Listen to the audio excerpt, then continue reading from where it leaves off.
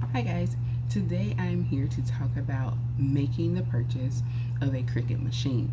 These are some things I feel like people who are considering purchasing a Cricut machine, no matter which one you're thinking about getting, should consider, or things that you should know before you make the purchase. Now, not only will I be talking about that, but I'll also be mentioning some things that may be helpful to someone who just made the purchase of a Cricut machine and they're not sure what things to do next. So hopefully I'll be able to help you no matter which stage of your Cricut journey you are in. I am not endorsed or sponsored by Cricut. Definitely willing to be if Cricut is watching this, but right now everything that I'm talking about is just based on my experience, my buying process, and my use of the machine. So these are all my opinions about this topic.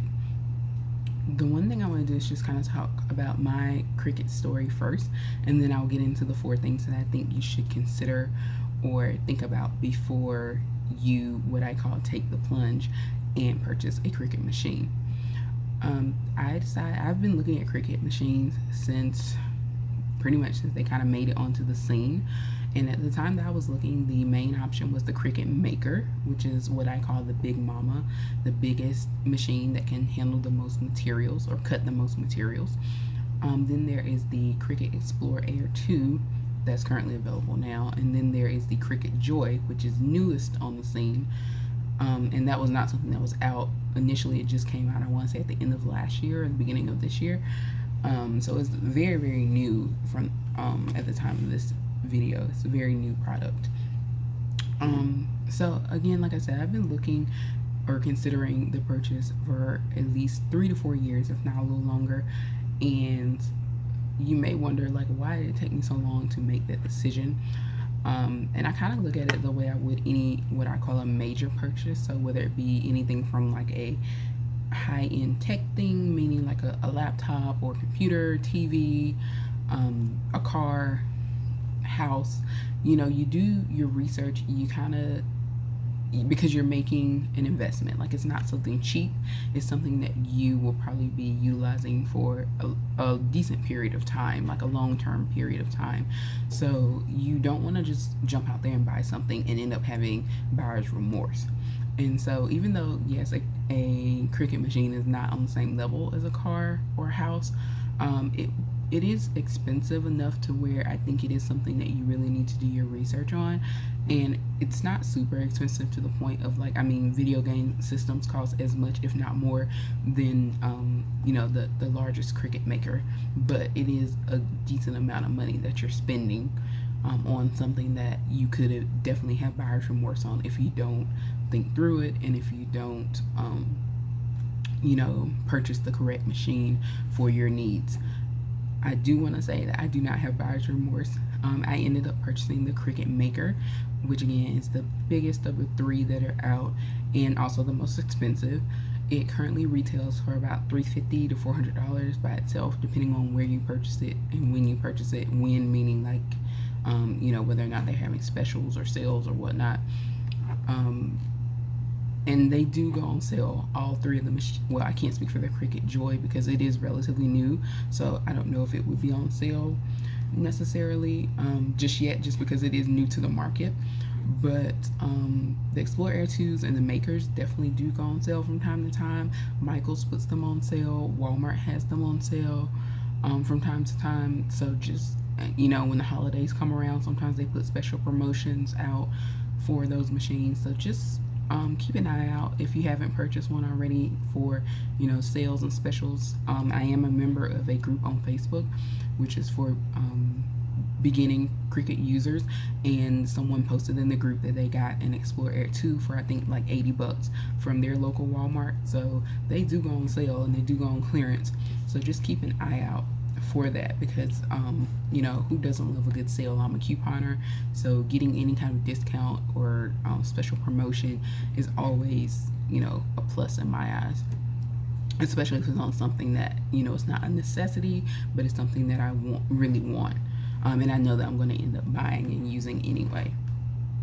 So into my Cricut story, like I said, the 3 spent a few years considering it. And I finally decided back in April, or really back in April, that I would go ahead and make the purchase. And I decided on the Cricut Maker. I am a teacher, and so about mid-March, my school closed down due to the pandemic. At that point, we only thought we'd be home for about 2 to 3 weeks because they closed down, and then we had spring break coming up at the beginning of April. So we figured, oh, we'll just be going back to school, after spring break would have been, and that will give the school system time to get what they need in place to, protect the students and staff so we can finish out the year. But, and my county was one of the first school systems to shut down due to the pandemic. So we were pretty early in the game, especially in my area. I want to say we were the first system to shut down. And then a couple weeks after being home for the shutdown, they came out and said, it's not going to be any going back. It is going to be closed school will be closed for the rest of the year, and instruction will continue virtually online, which meant that I pretty much have been working from home since March. And we will be starting virtually in the fall as well. So I will still get to be home for a little while. I don't think they've set a exact date for how long the fall instruction will go, if it'll be first 9 weeks or whatnot, I don't know. But we will be starting off virtually. So that means I'll still be home for at least a couple more months. I decided to go ahead and make the purchase. I purchased my maker off of Home Shopping Network, HSN, and I purchased it in a bundle set. The bundle set was $399, and it included some vinyl, premium removable vinyl in gold and silver, and also some floral cardstock, because again, the maker can make all types of things and it cuts several different types of materials, but cardstock and vinyl are probably some of the more common materials because of the projects you do with it.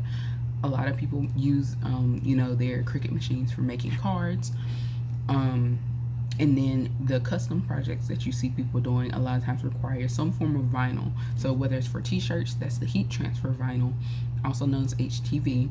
Then there is removable vinyl and permanent vinyl, which are pretty much the same, other than the fact that one is what it says, removable, and the other is permanent. The permanent is usually used for outdoor projects or things that need to withstand a little more wear and tear. That they recommend the permanent versus removable if you want to be able to change it up, or maybe it's just something that's not going to have a lot of wear and tear, not going in the dishwasher or anything like that. Then you can use removable vinyl. But yes, all of those were included with my bundle. So for $399, I got my machine plus those extra goodies, and then I ordered a couple extra things. I ordered a removable vinyl bundle set that came with a few different colors and some transfer paper. It was the Cricut brand, and Cricut makes all of the things that you may need. They make their own brand of that, although there are other brands out there that you can use as well that may be cheaper, same price, just a better quality, whatever. That's up to you, but just know that Cricut does make their own stuff as well, own supplies as well. I also purchased what I call the basic tool set, which includes a scraper, a weeder, which the weeder will become your friend. The weeder is like a hook-like item that looks almost like the thing that they scrape your teeth with at the dentist. But that's what you use to kind of pluck all the little, like when you have alphabet that have like E's and I's, E's and O's and things that have space, and you need to pluck those. Or if you have pictures, maybe you need to make the eyes, move that extra fabric or that extra material. That's what you use the weeder for. It's just to remove all of that before you either iron on your pattern, or if it's a transfer paper, tape, put it on whatever, your cup, your water bottle, whatever it is. So that's all it is. It just helps clean up your project. And there's also a spatula, a scraper, and the scraper is good for cleaning your mat, especially for getting like little pieces of things off of your mat. And a pair of scissors. They're super sharp. I have pricked my fingers a few times, and they're not large. It's just that they're very, very sharp point, and I think that's more for like fabric, but I've used it a few times to cut the vinyl as well. So yeah, I ordered those things, the extra vinyl, as well as the what I call the starting tool set, because I knew I would need those with the machine. So I made sure that I went ahead and got those. So next, that just brings me to, you know, cost. Like I said, the machine itself runs for about $350 to $400 depending on when and where you buy it. I paid $399 for my bundle, plus about another $40 for the extra materials that I bought. So I put in quite an investment in my machine. But that's one thing to think about when you do make that purchase. So that is pretty much my story. Now, once I've gotten my machine, it came pretty quickly. HSN does have what they call flex pay, which lets you break up the payments into 4 to 6 different payments depending on what you choose. And that's good for people on a budget like me.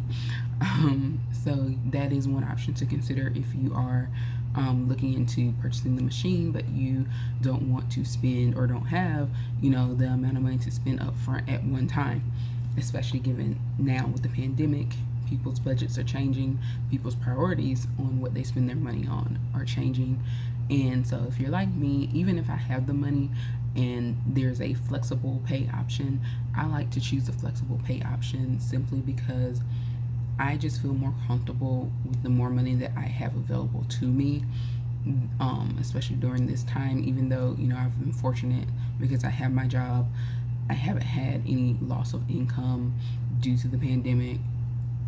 And, you know, I'm still getting paid, and we'll be starting into the school year soon, and I'll still be getting paid. So I'm very fortunate in that sense. But for those people who have lost income, even if it was just, you know, a part-time job that they no longer have, that's still a loss of income. So I know people are budgeting differently, spending money differently, saving differently. If you didn't save before, you might be focused on saving now. And even if you have disposable income, you know, monthly after you finish paying all your bills and everything, you may be choosing to save that money instead of spending it on, you know, splurging like you would normally do, just because things are very uncertain. And again, that is very understandable. So that is why it's important to, you know, really think about if making this purchase is right for you, or if this is the right time for you to make that purchase, which is what inspired me to make this video. So back to my 4 things that I think is important for anybody to consider before buying any of these machines. So like I said, there are 3 types. There's the Cricut Maker, the Cricut Explore Air 2, and the Cricut Joy. So before you buy any of them, I think it's just important to ask yourself, why do you want a Cricut machine? And I know that might seem a little bit silly because some people are probably like, duh, because I want to do some crafting. I want to, you know, make some cute projects and homemade designs and whatnot. That's great. But guess what? All 3 of those machines will allow you to do that. So the thing that you need to know is what exactly, like what types of projects do you want to do? For example, I decided on the Maker because I know that I want to do some projects that require, the Maker is required for, because other machines do not cut that particular material. They do not cut wood. Only the Maker cuts wood, and it cuts fabric. The Explorer 2 will cut fabric, but you do have to do a few extra steps. You have to bond it to another surface in order to get it to cut, and the cut is not quite as clean as with the Maker, just because the Maker has more pressure. So when the blades are at work, there's more pressure on the blades in the Maker than it is with the Explorer 2, which is one of the main differences between those 2 machines. The Explorer 2 does almost everything that the Maker does. So again, think about what you want to do with the machine. Like, what do you want it for? If the only thing you want to do is make like very cute labels, you want to do vinyl projects where you're just, you know, customizing a coffee mug or a water bottle, or even t-shirts, or make decals for your wall, things like that, you can probably get the Cricut Joy, which is the smallest and more compact machine. Or if you feel better or more comfortable in terms of size range, and especially if you want to think about t-shirts, you probably want to get the Explorer Air 2, which is what I call the middle ground there between the Joy and the Maker. But again, there's a price difference in each one of those. It's about $100 per machine in terms of price difference. So you really want to consider that's why it says it's important to consider what you want to do with the machine. So my Maker full retail is usually about $350 to $400, depending on when and where you buy it. The Explorer Air 2 ranges from about $227 to about $250, again depending on where you buy it, when you buy it. That's, and again, this is retail prices at stores, and you can get it cheaper probably, on sale or with a coupon somewhere. And then the Cricut Joy retails for $179. So that's a difference from the Cricut Joy at $179 to the Maker at $350. So there's a difference there. That's why I said it's important to know what you want to do, because if you only need a Cricut Joy, why spend $400 when you only need to spend $200? So just really think about what it is you want to do with your Cricut machine, or why you want it. The second thing is, and this ties in with why you want it, is to do your research. And by doing your research, I mean research the 3 different types of machines and see what they're capable of doing and what they're not able to do. Because again, I want to do something with wood, so therefore I knew I had to get the Maker, because the Explorer 2 is not really that great with cutting wood, and the Joy doesn't cut wood at all. So I knew that going forward that I wanted to do that. But if you're not going to cut wood, if you don't want to do any embossing, if you don't want to do anything with fabric, then Cricut Joy can be your friend for $200. That would bring you a lot of joy, you and your bank account. So stick with, doing the research, knowing what fabrics and materials each machine cuts, and get the machine that cuts and works for what you plan to do or would like to be able to do with your machine. Because it gets expensive. It's not a one and done. It's not just, I buy the machine and that's it. You do have to buy materials. So whether you plan on using these materials or using your Cricut Maker to create things to turn into a small business, or to use as your hobby, for fun and do things for friends and family, you do have to buy materials. And they can get pricey if you are not someone who shops with sales, or if you don't know where to shop or how to shop, craft materials. It can get pricey because retail price for some of this stuff is kind of expensive. So for example, I use Sizer HTV heat transfer vinyl for my t-shirts. When it's not on sale, this is $18.99. So this is one roll. Clearly I'm not going to do all of my t-shirts or anything else that I iron on in yellow. Everything is not going to be yellow, so I have to buy multiple rolls. $18.99 adds up. So what I do is I wait for Michael's is my go-to store for most of my supplies. Michael's to have a sale, and they did. This went on sale for $9.99. All of their Sizer HTV went on sale for $9.99, and I racked up.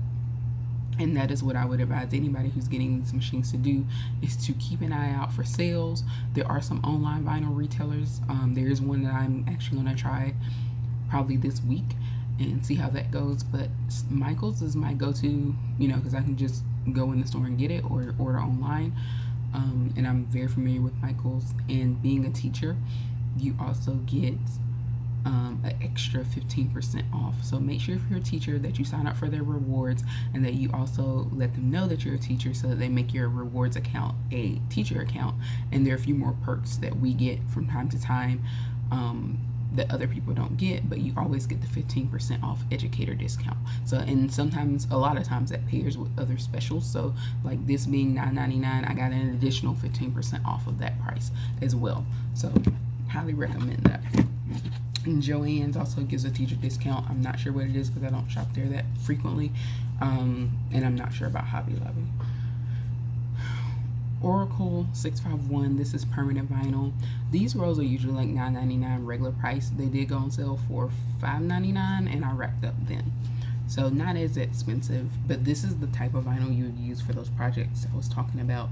Removable and permanent vinyl, coffee mugs, water bottles, that kind of thing. This is the stuff you would use, the permanent vinyl. So yeah, so that's just something to keep in mind when we're talking about making this purchase, is knowing about the materials as well, and having a plan for what projects you want to do will help you kind of get an idea. Which ties into my third thing that people should consider is, are you ready to make an investment? Because purchasing a Cricut machine, no matter which one you purchase, is an investment. And the reason I say that is because not only do you have to continue to buy materials, which cost money, you will also be buying other parts and pieces, such as the mats, the cutting mats that you will put your materials on to put it in the machine to cut. The tools, like I mentioned, I ordered that toolkit to go along with my maker when I first purchased it. You will also need other blades. So the Cricut does come with blades, and those cut like your cardstock, those cut your vinyl. You don't need to buy anything special for those, but if you want to do something special, like for example, I want to do the wood project, I need to buy a knife blade. If I want to do some embossing, guess what? I need the blade that does that.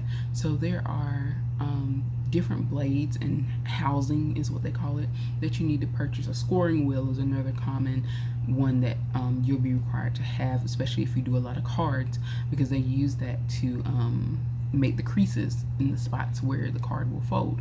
So those are things that you should know, which comes down to doing your research. You can go on Pinterest and say, what blades do I need for Cricut, or just type in Cricut blades.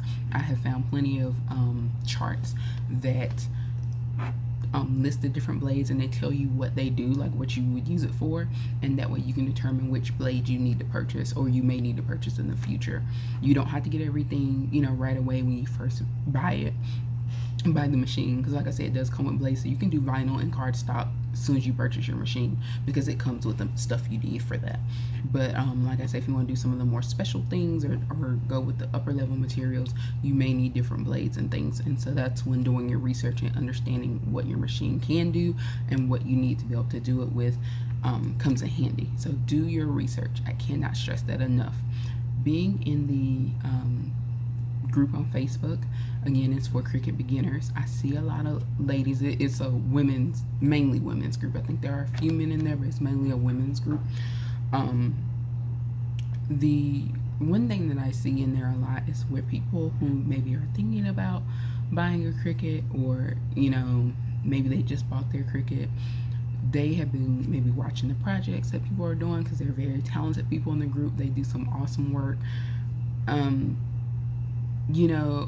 They buy the machine and they've purchased all these things. They purchased the machine, they purchased a heat press, which is what is most commonly used for making like t-shirts or anything with the that needs the iron on vinyl. And they have all these things, and they're like, oh yeah, I purchased all these things. I got my heat press, I got my machine, I got the vinyl, and what do I do with it, or what can I do with it? And I'm like, you just spent probably anywhere from $400 to $600 on stuff that you don't know what you're gonna do with it. You don't have a plan for. Make it make sense, because it does not make sense to me. I understand making the purchase and being like, I know I want to do at least one thing with it, and maybe realizing later on there are other things you can do and you want to do.